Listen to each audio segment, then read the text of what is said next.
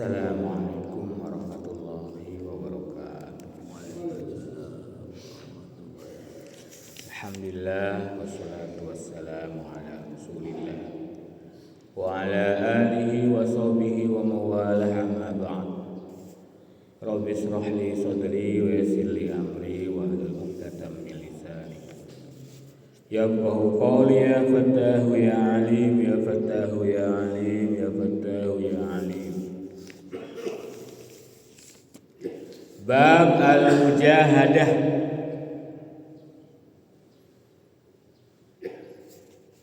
Ini kenapa saya suka ngaji kitab Riyadhus Shalihin itu. Di antaranya ya namanya juga Riyadhus Shalihin. Utamanya orang-orang yang saleh. Jadi struktur babnya juga bagaimana mengisi pemahaman agama secara batin yang kuat dengan menggunakan hadis. Karena memang Imam An-Nawawi ini adalah al-hadis. Karena al-hadis otomatis sangat selektif dalam milih hadisnya. Hanya hadis-hadis yang menurut kalangan ahlu sunnah itu dipandang sahih. Imam Nawawi ini seorang ahli hadis yang mengsarahi kitab Sahih Muslim. Beliau juga di seorang samping ahli hadis seorang ahli fikih. Karyanya yang monumental itu namanya kitab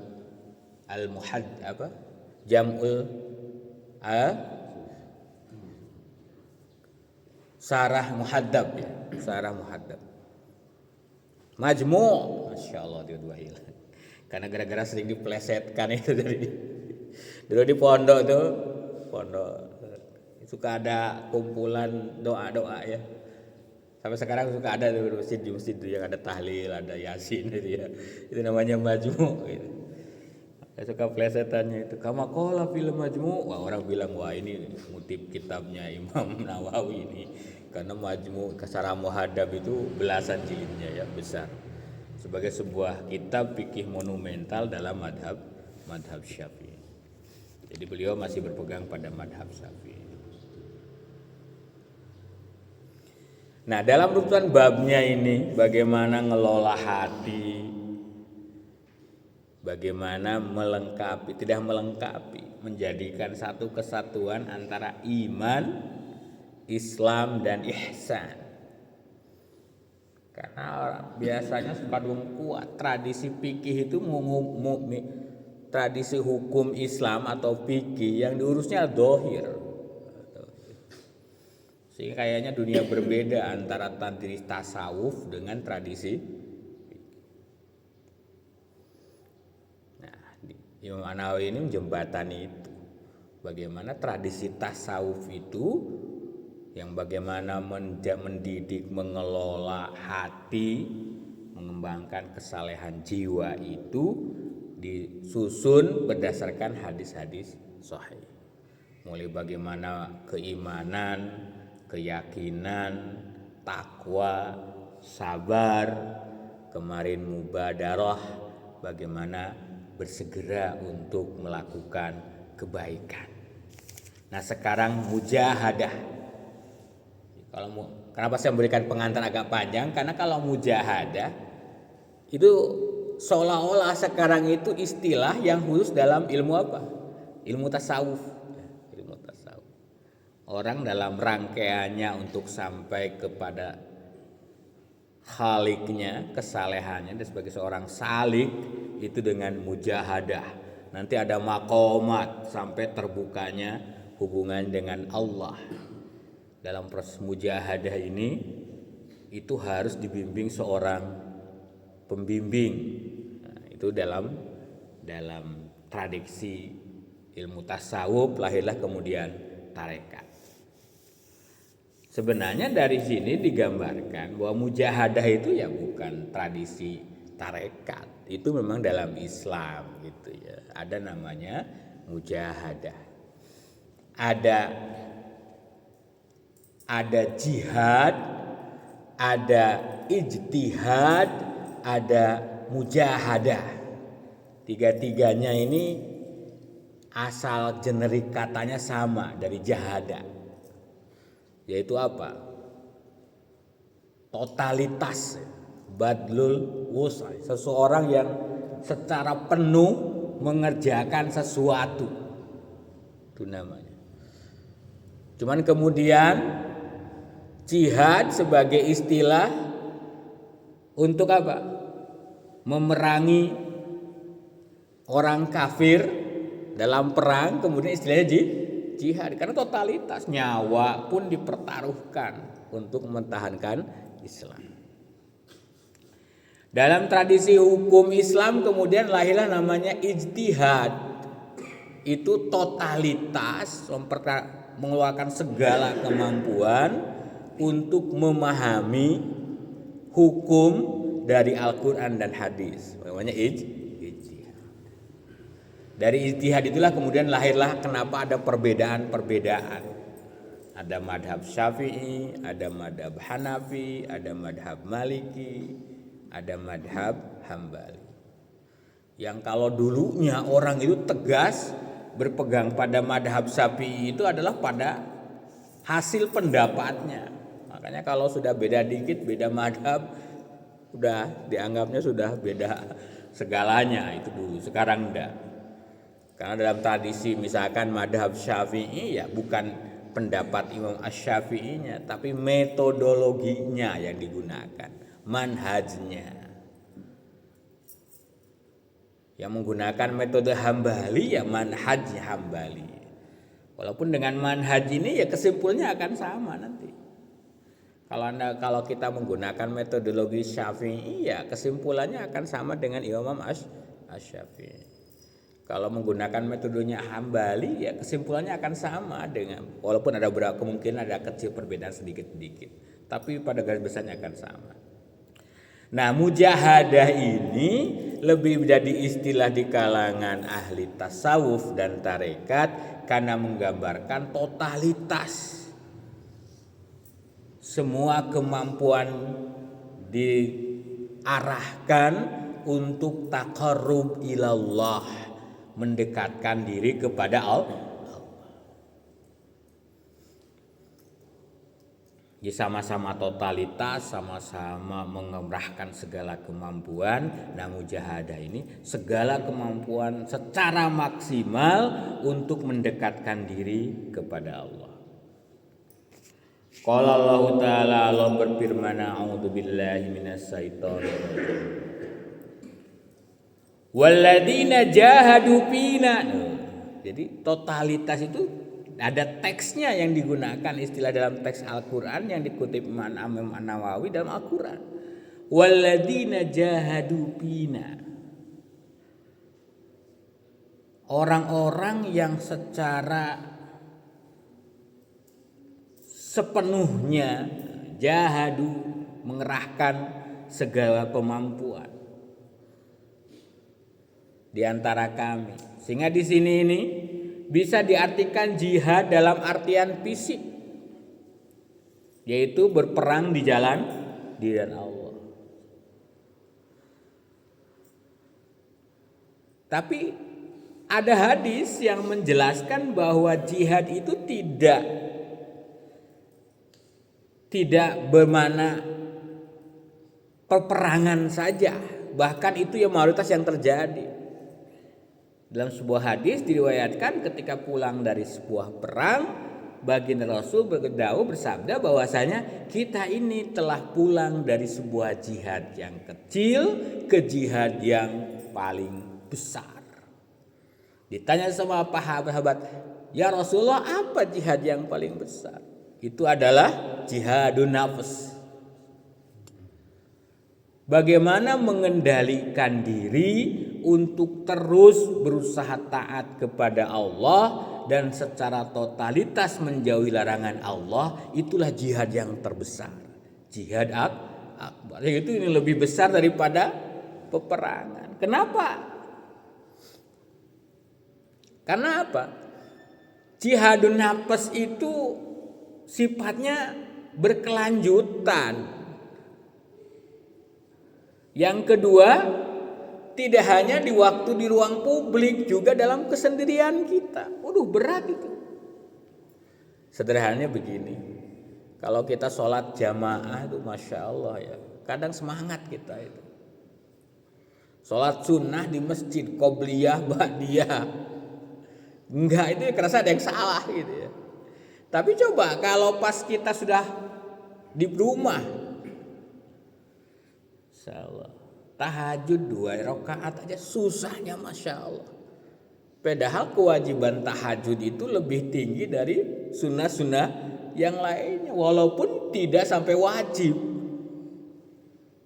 Witir itu kewajibannya lebih tinggi dari sunnah-sunnah yang lainnya, walaupun tidak sampai wajib. Karena Rasul tidak pernah meninggalkan. Jadi sampai namanya ada istilahnya sunnah muakkad. Kan Rasul tidak pernah meninggalkan. Tapi berat sekali, karena itu di ruang privat yang betul-betul yang diuji itu apa? Ketulusan jiwa kita. Gak ada yang tahu, hanya Allah. Makanya lihat taraweh sergap, kan di ruang publik.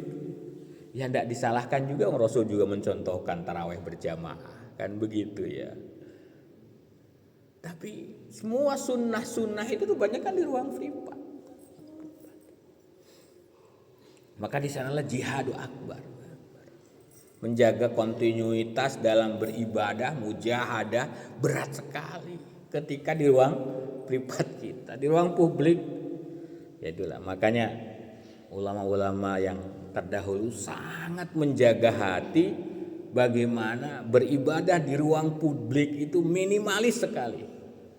Coba kalau diimami sama seorang asyuyuh ya, ulama-ulama besar, masa pernah lama? Enggak. Saya berapa kali menjadi makmum dari ulama-ulama yang kata di NU itu ada ulama khas gitu ya. Masya Allah cepat sekali. Doa ya cepat sekali. Tapi kalau saya ini anak-anak sekarang kalau sholat jamaahnya lama pakai surat terpanjang gitu kan. Tapi kalau di rumah baca Fatihah tok, sholat sunat juga ngejar-ngejar. Insyaallah. Nah itulah susahnya mujahadah. Beda janji Allah orang yang mujahadah jahadu fina itu apa? Lanahdiyannahum subulana. Di sana itu pakai lam dan nun taukid. Lanahdiyannahum. Dan itu ada subulana bukan sabili. Dalam tafsir itu panjang penjelasannya. Kenapa subulana bukan sabili? Ini juga menggambarkan bahwa antara hidayah nahdiyannahum itu dengan apa? Dengan amaliyah itu mesti beriring. Sering berulang kali digambarkan oleh saya bagaimana tentang hadis tentang takdir. Ada orang yang ditakdirkan celaka ya celaka walaupun banyak beribadah kan dari sahih begitu ya. Tapi teks-teks Quran dengan tegas mengaitkan hidayah dengan apa usaha kita. Maka sini jahadu fina barulah nahdiyana subulana. Dalikal kitabu la raiba fi hudan lil muttaqin. Hidayah itu pada amaliyah kita, muttaqin, orang-orang yang bertakwa. Jadi jangan harap ada istilahnya itu muda porak poya-poya, tua bahagia, mati masuk surga. Siapa sih nggak pengen kan? Jadi nggak ada. Kalau maknanya apa? Husnul khotimah, akhir hidup yang menentukan pada detik kematian itu bisa diperoleh hanya dengan berusaha maksimal, mujahadah menjalankan syariat sejak kita punya kesempatan. Tidak perlu nunggu akhirnya nanti aja saya taubat menjelang ajal. Nah itu tidak bisa. Kalaupun ada katanya orang kelihatannya tidak baik kemudian husnul khatimah karena takdirnya orang baik. Ayat Quran dengan tegas kaitannya hidayah itu dengan apa? La yahdi qaumaz zalimin. Quran begitu kan? Ayat Allah tidak akan memberikan hidayah pada orang-orang yang zalim. Inna syirka ladulmun adim. Puncak kezaliman itu syirik. Dan tidak ada hidayah pada orang-orang yang syirik. Jadi kalaupun ada dalam kisah-kisah novel, televisi, orang yang preman tiba-tiba masuk masjid, wudhu, sholat, mati, masuk surga, itu kan dalam cerita kan? Dalam cerita. Walaupun mungkin terjadi kesannya seperti itu, ya kita kan nggak tahu. Karena yang ukuran tahu itu hanya dirinya dan Allah. Mujahadah itu urusan di pribadi. Kelihatannya aja soleh ke masjid, tapi kan nggak tahu hati. Itu maksud saya, beratnya di sana, nggak tahu Sehingga kalau ada orang kelihatannya tidak baik tapi husnul khotimah, ya kita kan nggak tahu hatinya. Di balik ketidakbaikan yang dimunculkan di depan banyak orang mungkin baik orangnya. Makanya ada kisah kalangan sufistik itu bagaimana orang yang sangat terkenal di langit tetapi sangat tercemar di dunia, kan gitu kan, ada kisahnya. Dikenalnya pemabuk, suka main wanita, tapi menjadi orang terbaik di langit. Ternyata dia bagaimana setelah meninggal dicek ternyata perilakunya apa? Betul, dia sering ke prostitusi, tapi dia ingin menyelamatkan dari perzinahan seorang wanita pada malam itu. Minimal itu usahanya, katanya gitu. Benar, dia sering membeli minuman keras, tapi dia menyelamatkan orang tidak minum keras malam itu gitu. Bukan dia. Ini contohnya bahwa kadang kita nggak tahu dalam wilayah privat kita bagaimana per orang hanya urusannya dengan cuman tegas dalam Al-Quran, walladzina jahadu bina lanahdiyannahum subulan. Dan tidak sampai cukup di sana, Allah tegaskan wa innallaha lama'al muhsinin. Lihat di sana itu. Ada lama pakai tauhid. Sudah pakai inna, di sana pakai la, jawabnya itu. Sesungguhnya Allah betul-betul sama siapa? Sama muhsinin. Orang yang ihsan. Dalam hadis yang pernah dijelaskan sebelumnya, apa itu ihsan? Rasul ditanya, ang ta'budallah ka'annaka tarah fa illam takun tarah fa innahu yarak. Orang yang secara pribadi bagaimana merasa kehadiran Tuhan dalam setiap ibadah, sehingga gak mungkin berpikir maksiat. Makanya ada hadis, wallahi la yu'minu az-zani hina yajnin wallahu ya'minu as-sariq kita, ya kan ada hadis begitu ya. Orang ketika sedang berbuat maksiat pada hasilnya tidak beriman. Puncaknya muhsinin ketika dia melakukan hadir Allah dalam setiap tindakannya, maka dia akan selalu totalitas melaksanakan perintah Allah, menjauhi larangan. Makanya itu ihsan sebagai puncak seorang mukmin. Makanya ada muslim, mukmin, muslim, muhsin. Saya masih ingat dulu di pondok saya itu, kiai saya itu buat jargonnya 3 itu. Mukmin, muslim, dan muhsin. Iman, Islam, dan ihsan. Wa qala ta'ala wa'bud rabbaka hatta ya'tiyakal yaqin. Dalam tafsirnya al-yaqin di sini itu adalah kematian. Jadi perintah Tuhan untuk beribadah itu sampai sampai kematian, sampai ajal menjelang. Ketika sudah menjelang ajal, sudah di sana tidak ada perintah lagi tidak ada perintah lagi ibadah. Jadi gak ada istirahat ibadah itu, gak ada ya. Gak ada. Pray ini sekolah kita pray ibadah gak ada ya.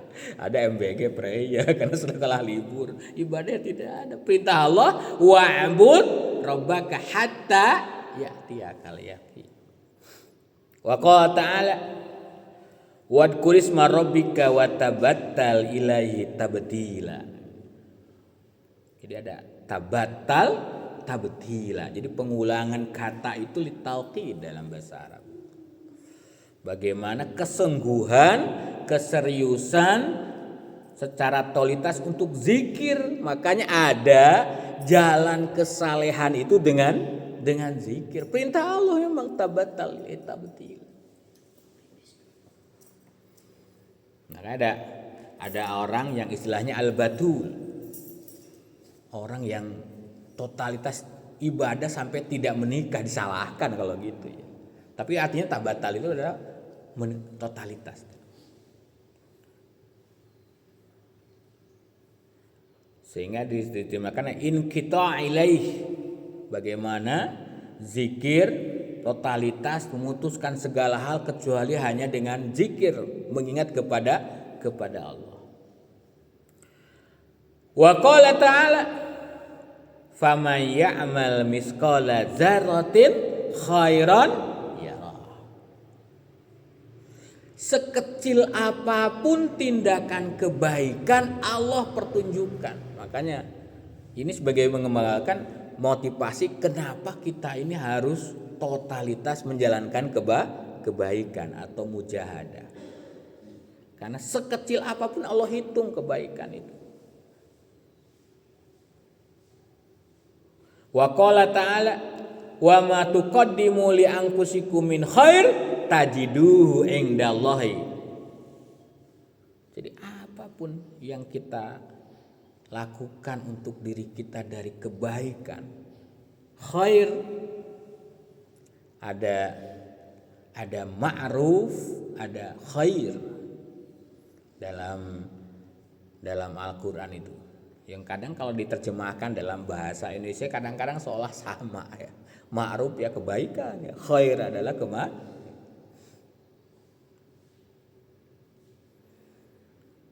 Wa takum minkum ummatun yad'una ilal khair wa ya'muruna bil ma'ruf wa yanhauna 'anil. Jadi kalau al ma'ruf mesti di dunia al munkar. Bedanya dengan khair. Kalau khair itu adalah public persepsi kita sama bahwa itu kebaikan. Sementara ma'ruf kaitannya dengan aturan-aturan yang Allah turunkan. Maka ada public persepsi yang sama ukuran kebaikan itu. Bahwa orang menolong itu orang baik. Agama apapun sama itu. Khair. Orang yang bersedekah itu kebaikan. Agama apapun itu khair. Jadi lo ya. Itu public persepsi. Makanya lawan dari khair itu misalkan sholat itu tanha anil fahsy wal munkar. Lihat. Jadi kalau ma'ruf dengan munkar maka lawan dari khair al fahsy. Tindakan yang publik persepsi masyarakat sama walaupun beda keyakinan itu tidak baik. Itu namanya tidak baik, namanya fahsy. Baik namanya khair. Dan di sini Allah tidak ma'ruf, tapi yang digunakan istilah khair. Tindakan apapun selama itu dalam pandangan masyarakat baik, maka itu baik menurut Allah dan Allah memberikan pahala. Walaupun tidak ada secara teks tertulis perintah Allah lebih luas.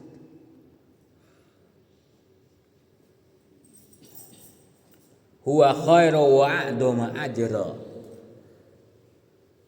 Ketika kita melakukan sebuah kebaikan, nah ini mujahadah itu. Semuanya proyeksinya lillah. Jarak jauh buat Allah, buat nanti kita di akhirat. Karena yakin Allah itu apa? A'dhamu ajr. Jadi kalau kita melakukan tindakan kebaikan di masyarakat hanya karena gengsi, ada sumbangan acara di kampung, aduh masa sih ngasih 50.000, gengsi loh, kan rugi itu ya. Ya kebaikanlah di kalangan masyarakat sebagai penyumbang terbesar, ngasih nyumbang horeg. Wah jadi baik di masyarakat kan ya, sekian juta buat kesenangan masyarakat, joget-joget ya itu ya. Tapi kan apakah menjadi khair di hadapan Allah? Yang khair di hadapan Allah itu kebaikan yang semuanya berharap Allah yang balas. Makanya kenapa sedekah itu lebih baik diam. Kenapa berbuat baik itu lebih baik diam-diam? Untuk menjaga hati, biarlah Allah yang membalasnya. Tidak perlu balasan dari manusia. Kenapa? Ya tadi itu. Bahwa huwa khair wa a'dhamu ajr. Ada keyakinan bagi kita seorang mukmin bahwa yang diberikan Allah itu lebih hebat dari apapun reward yang disampaikan manusia. Apalah sih artinya? Diberikan manusia pujian. Pujian mah satu orang muji 10 orang ada yang mencela juga. Kan gitu tuh. Ada gitu enggak ada artinya. Wa qala ta'ala wa ma tunfiqu min khairin fa innallaha bihi alim. Makanya di sini min khair. Sehingga tidak ada batasan kebaikan itu. Ini amal jariah buat masjid.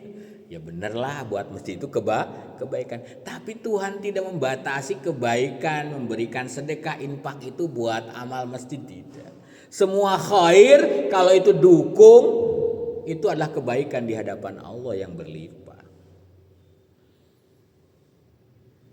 Makanya diukur dulu tingkat khairnya ya, sebuah tindakan itu. Kan semuanya insya Allah balas. A'dhamu ajr. Makanya hadis Nabi, khairukum man anfa'ukum linnas. Sebaik-baik kalian itu adalah apa? Orang yang memberikan tingkat manfaat yang paling tinggi pada sama manusia. Bukan orang yang paling banyak sholat, bukan orang yang paling banyak nyumbang ke masjid, nah juga ya. Tapi pada manfaat kepada manusia. Makanya ya kita bertahap lah. Masjidnya udah bagus, 2 lantai, alhamdulillah motivasi infak masjidnya sangat tinggi. Kita ini ya kampung kan, bukan masjid desa ya. Masjid kampung tapi sudah sekian tiap minggu. Nah dikembangkan aja bagaimana infak itu tidak hanya buat fisikal masjid tapi untuk khair bagi manusia lainnya. Ada kan viral masjid namanya Masjid Jogokaryan ya. Orang yang infak masjidnya waduh makin tinggi dan tidak pernah nyisa 1 rupiah pun, semuanya buat makan jamaah, buat kesejahteraan jamaah, meningkatkan ekonomi sekitar. Ya itu namanya khairukum anfa'ukum linnas. Ya bertahaplah ke arah sana. Wal ayat fil bab katsirah ma'lumah. Banyak ayat terhadap bagaimana memotivasi untuk melakukan kebaikan. Wa ammal hadis, adapun dalam hadisnya qal awal, hadis yang pertama termasuk hadis yang ke-95 dalam Riyadhus Shalihin. An Abi Hurairah radhiyallahu anhu qala Rasulullah sallallahu alaihi wasallam.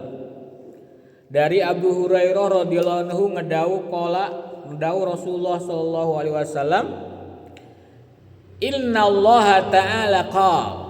Nah, ini sudah kita bahas sebelumnya, namanya hadis apa? Hadis qudsi. Sesungguhnya Allah berfirman. Firman Allah itu ada firman Allah namanya Al-Qur'an.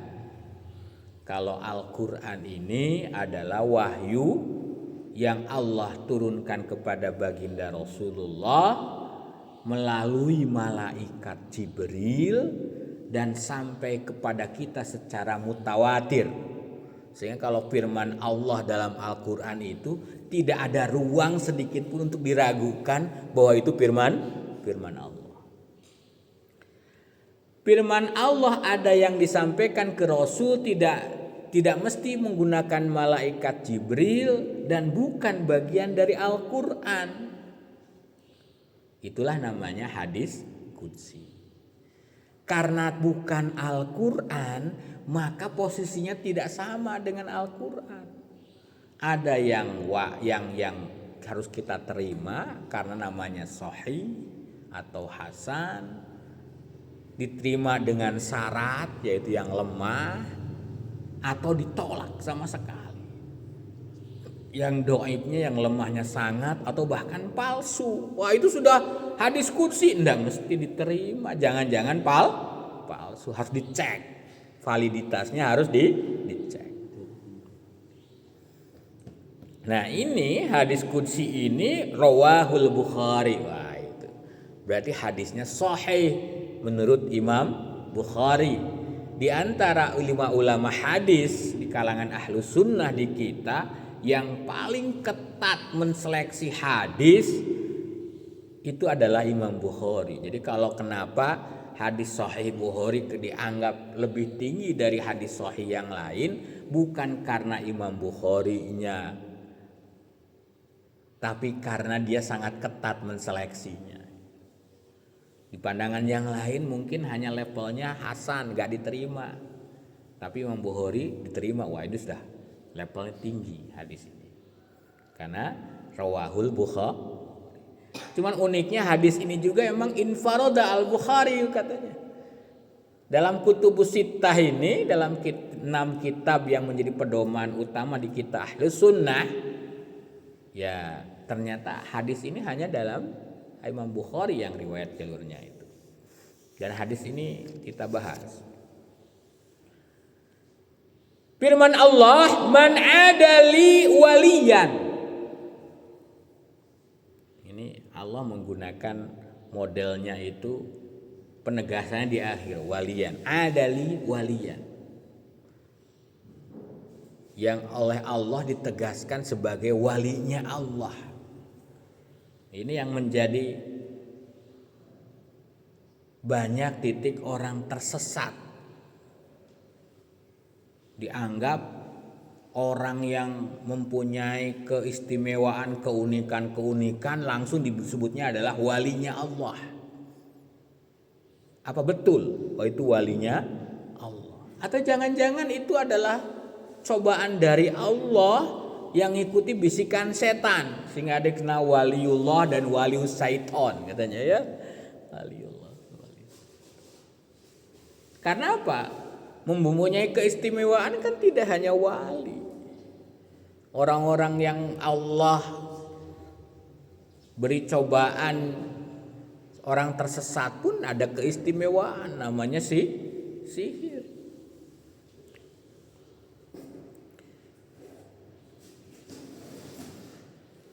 Man adali waliyan faqad adantuhu bil harbi.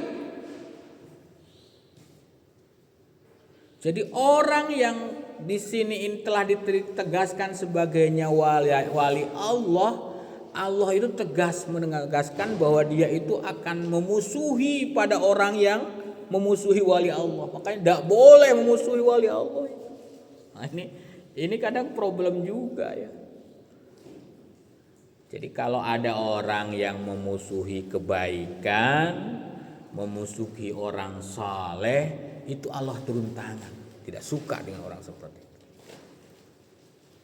Nah, secara sejarah kita jadi diuji bagaimana dengan perselisihan sahabat. Ada namanya perang apa? Perang Jamal. Ya, dua-duanya sahabat, satunya malah istri Rasul, Sayyidina Aisyah berperang melawan menantu Rasul, Sayyidina Ali. Bagaimana dengan perang antara Muawiyah Muawiyah itu tokoh agama Islam, walaupun orang Syiah sangat benci ya. Sahabat besar dengan Ali bin Abi Thalib, seorang menantu Rasul. Nah, itu konteksnya kita pahami sebagai perbedaan ijtihad. Bukan menentang orang walinya Allah. Tidak bisa diklaim itu. Kalau orang Syiah ya begitu, dianggap menentang walinya Allah, malah sebagai imamnya. Makanya kenapa kalau orang Syiah itu selawatnya tidak ada. Jika ada yang salat Allahumma sholli ala Muhammad wa alihi, itu orang Syiah itu. Tidak wa ala alihi wa ashabihi, itu ahlus sunnah. Banyak kan sekarang makanya viral ya. Saya kalau lihat ada yang viral itu lihat aja selawatnya. Kalau Allahumma sholli ala Muhammad wa alihi, orang Syiah itu. Karena bagi kita ahlus sunnah, Allahumma sholli ala Muhammad wa ala alihi wa ashabihi. Ada ashab. Karena dianggap penentangan Abu Bakar, Umar, Utsman, tidak nerima khilafahnya. Wah, itu kan itu panjang ya itikadnya orang Syiah.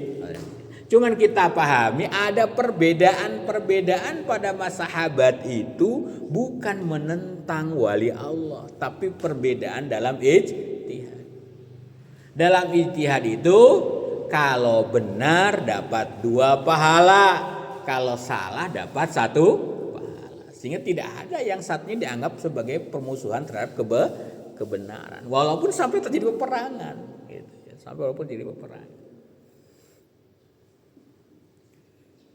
Makanya bagi seorang mukmin ya gak usah khawatir. Orang kita ini beriman, menegakkan keimanan, gak usah khawatir. Yakinlah Allah beserta kita. Allah mengumumkan akan perang terhadap mereka yang melawan wali Allah. Itu mana dari hadis ini seperti itu sampai itu. Bagaimana kualifikasi wali ini? Nah, ini penjelasan berikutnya ini yang kadang orang salah di sini. Wa ma taqarraba ilayya 'abdi bisai'in ahabbu ilayya mimma turidu alaihi mimma turidat alaihi. Ternyata yang menjadi ukuran menjadi wali itu adalah orang yang secara tegas menjaga apa yang Allah pardukan. Itu syarat menjadi walinya Allah. Selalu mendekatkan diri kepada Allah, karena Allah sangat bagaimana mencintai itu syarat utamanya apa? Orang yang melakukan apa yang Allah fardukan. Makanya kan ada viral itu manakib, ada manakib ya.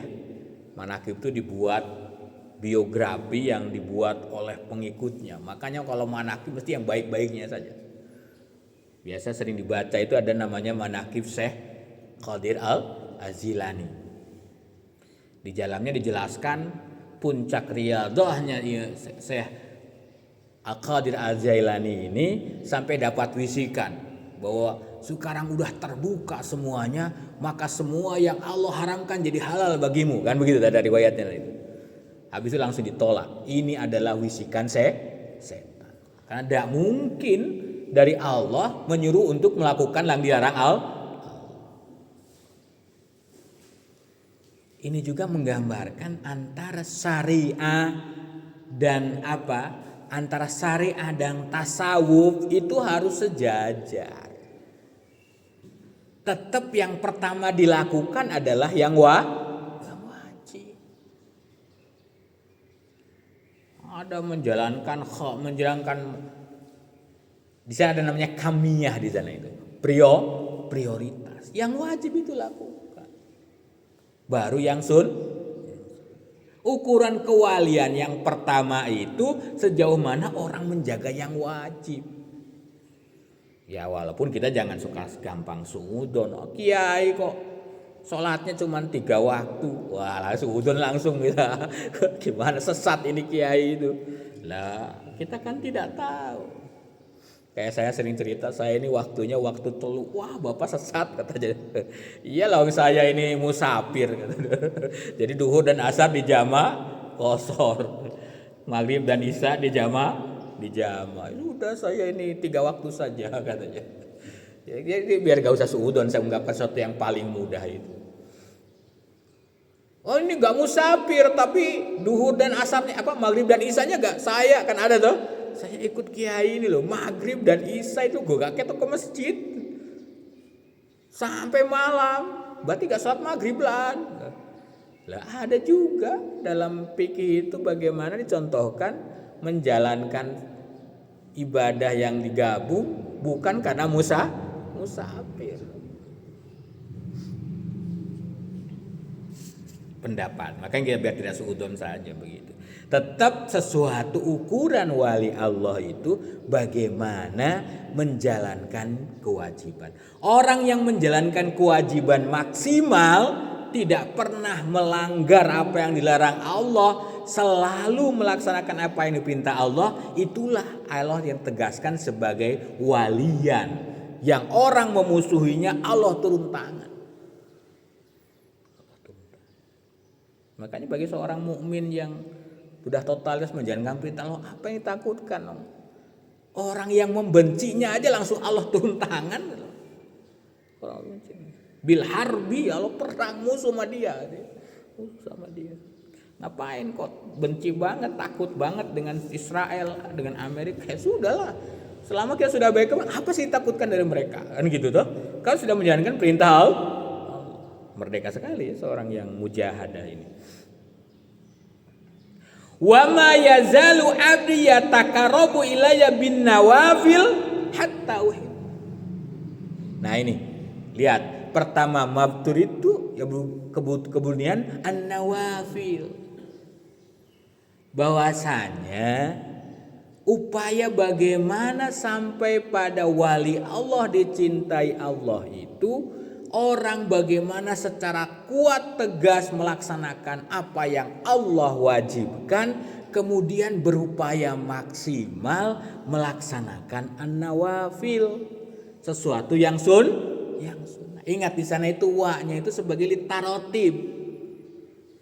Maknanya apa? Tidak mungkin sampai ke level kewalian dengan zikir-zikir, dengan sunnah-sunnah yang banyak kalau kewajibannya bolong. Tidak mungkin. Jadi ibaratnya yang wajib itu pondasi, sementara yang sunnah itu adalah bangunannya. Secantik apapun bangunan sunnah itu, rumahnya ketika pondasinya hilang, amblas, tidak Pernah ada cerita, Ustadz gimana ini? Kemarin ini ziarah wali, saya gak menyalahkan ziarah wali. Ziarah itu sunnah ya. Mau ditambahi dengan bahwa ke wali itu menghormati orang yang yang membawa syiar Islam, meningkat, ya bagus. Tapi ini ceritanya yang jelek, yang cerita ini. Kadang karena perjalanan ketinggal sholat subuh, susah itu. Gimana? Sesuatu yang sunnah ketinggal yang wajib. Ini gara-gara siapa? Gara-gara supirnya. Yang salah itu ya pemimpin perjalanannya, bahwa Islam tuh mudah. Sholat di masjid di bis aja bisa. Gimana sih ceritanya sampai ketinggalan? Yaitu biasanya dalam waktunya sampai ke masjid sana waktu subuh. Ini telat karena macet. Masya Allah. Ya pemahaman yang kurang yang salah. Sama dengan taraweh ya. Taraweh itu ada orang tergesa-gesa mau sholat taraweh. Tarawehnya full 30 hari. 29 hari sebulan lah, 9 atau 30. Tapi anehnya isanya kelewat. Ini bagaimana ini? Karena padilahnya tinggi kan, jangan sehingga tidak mau kelewat sholat lah isanya kelewat. Kalau menggunakan kamiyah itu enak, malah menggunakan hukum fikih prioritas itu. Nabi mengajarkan tarawih itu sehingga berjamaah itu hanya berapa kali sih? Tapi riwayat tidak ada satu pun menggambarkan Nabi pernah ketinggalan qobliyah dan ba'diyah yang muakkad. Tapi ya di kita aneh juga. Kalau ada sholat isya jamaah. Ya alhamdulillah jamaah sholat isyanya kan menjalankan yang wajib. Nanti setelah itu tarawihnya berdiri semua. Tapi ba'diyah isyanya pada itu muakkad. Sehingga digambarkan kalau begitu besarnya fadilah an-nawafil, maka sekian ribu kali lipat itu fadilahnya yang wajib. Mana ada orang yang rutin melaksanakan sholat duha. Padahal dalam riwayatnya Rasul tidak digambarkan rutin duha itu. Tapi ada. Kenapa duhanya rutin? Ini sih menjalankan dari ustadz, dari amanat dari kiai saya di kampung. Kalau duhanya rutin, rezeki lancar. Benar itu, masya Allah, lancar rezekinya. Saudara saya ini mengamalkan dari amalannya itu apa sih? Saya sama-sama, saya pernah dagang sama-sama dengan keluarga saya ini. Saya startingnya sama. Masya Allah rezekinya itu. Saya tanya amalannya apa? Ya ini saya dapat wirid dari kiai saya, amalannya tidak pernah ketinggal duha. Lah tahajud. Tahajud kelewat berapa apa? Itu contohnya ya, kamiyah itu. Ini salah juga motivasinya, duhanya untuk dapat rezeki. Allah ikuti, dibukakanlah rezekinya. Allah ikuti. Jadi cara menjadi wali Allah itu hanya dengan amal soleh, dengan menjalankan segala perintah Allah, yaitu apa? Secara totalitas menjalankan yang diperintah dan menjauhi larangan Allah yang wajib, dan berusaha maksimal menjalankan an-nawafil. Itulah wali Allah. Jadi kalau ada orang meninggalkan yang wajib, sehebat apapun itu bukan wali Allah. Wali setan. Allah ikuti dengan keistimewaan-keistimewaannya. Bisa nurunkan hujan, bisa apa, Allah ikuti. Dajjal pun begitu di akhir zaman nanti. Level Tuhan kan, bisa menghidupkan yang mati, bisa kan gitu cerita tentang Dajjal nanti, naudzubillah. Semoga kita tidak ketemu Dajjal. Sejelek-jelek orang yang ketemu Dajjal di akhir zaman. Bagaimana orang kalau sudah sampai level pada wali Allah, orang yang mencintai Allah dan dicintai Allah, faida ahbabtuhu kuntu sami'ahu alladhi yasma' bih. Masya Allah. Kalau sudah cinta Allah sama hambanya ini, bagaimana saat dicintainya? Menjalankan kewajiban, berusaha maksimal menjalankan sunnah. Lalu di sanalah cintanya Allah turun. Bagaimana? Ketika itu sudah Allah mencintai hamba wali Allah ini, maka pendengarannya adalah pendengaran Allah. Wa basarahu alladhi yubsiru bih, penglihatannya penglihatan Allah. Wa yaduhu alladhi yabtisu biha, sampai semua aktivitas amaliyah tangannya itu tangan Tuhan. Subhanallah ini ya, seorang orang yang dicintai Allah. Warijlahul lati yamsi biha, kakinya pun kaki Tuhan. Lah kalau sudah mata Tuhan, telinga Tuhan, kaki Tuhan. Makanya kalau saya tidak pernah mengatakan itu sebagai apa ini, mengada-ngada apa. Masa wali Allah itu kalau tiap Jumat Kalau tiap Jumat jamaah sholatnya Jumatnya di Masjidil Haram. Mungkin dari hadis ini sudah tidak ada lagi ruang dan waktu di sana disandarkan sama Allah. Ini makanya dalam Quran itu di samping ada Nabi Musa alaihissalam, ada namanya Nabi Khidir yang Allah kasih. Maka saya tidak menafikan kisah-kisah itu. Mungkin terjadi seperti itu. Tapi ya itu tadi syaratnya, kalau itu wali Allah ukurannya menjalankan totalitas keparduan, meningkatkan upayanya dengan yang sunnah, bukan dengan cara-cara lain. Mencari hikmah itu bukan dengan cara, ya ada sih dengan cara dan nyampe Allah ikuti. Dulu di pondok saya dulu ngikuti ada namanya untuk bagaimana menguasai sayapi angin. Gitu. Puasa mati geni 40 hari. 40 hari. Tapi karena masih syariah tetap batal hanya dengan tajin tiap buka. Ya Allah kasih itu. Bisa terbang ya. Namanya sayapi angin kan, bisa naiki angin. Macam-macam ilmu-ilmu kayak gitu itu. Tapi tadi itu menjaganya. Apakah kita masih menjalankan kewajiban Allah? Apakah dengan sunnah-sunnah yang digambarkan Rasulullah? Kalau itulah wali Allah. Kalau melanggar itu, keanehan-keanehan yang ada itu cobaan dari Allah, bukan nikmat dari Allah.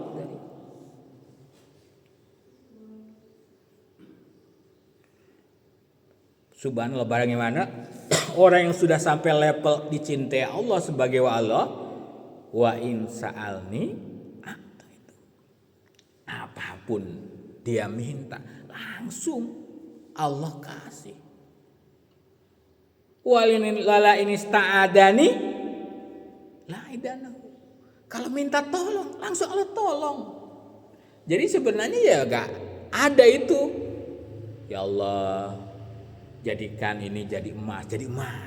Iyalah, itu levelnya wali. Kalau orang berbuat begitu itu calaknya, saliknya, perilakunya dengan menjalankan kewajiban pada Allah, itu wali Allah. Ini ada juga ini kiai ini, wah setiap ucapannya mandi, tapi dia gak menjalankan kewajiban. Nah itu cobaan dari Allah. Bukan waliullah, tapi walinya syaitan.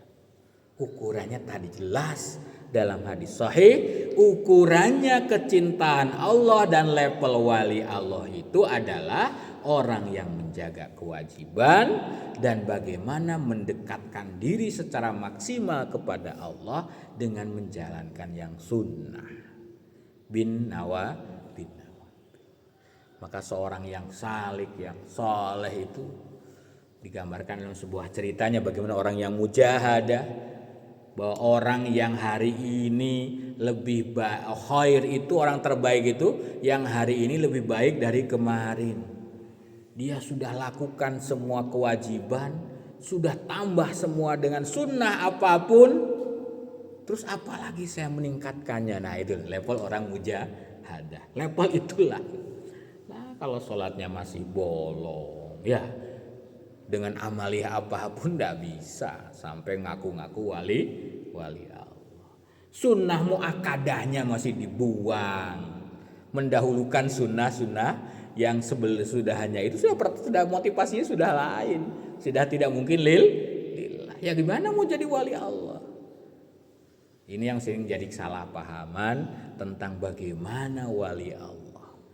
Wali Allah itu ditegaskan dalam hadis sahih Bukhari yang merupakan hadis qudsi, bahwa ukuran mencapai wali Allah itu tidak ada jalan lain, hanya dua: menjaga secara tegas, tidak pernah terabaikan apa itu sesuatu yang Allah pardukan dan Allah larang tinggalkan secara total. Yang kedua, berusaha maksimal mendekatkan diri kepada Allah dengan menjalankan yang sunnah. Wallahu a'lam bishawab. Subhanakallahumma wa bihamdika asyhadu an la ilaha illa anta astaghfiruka wa atubu ilaik. Wassalamualaikum warahmatullahi wabarakatuh.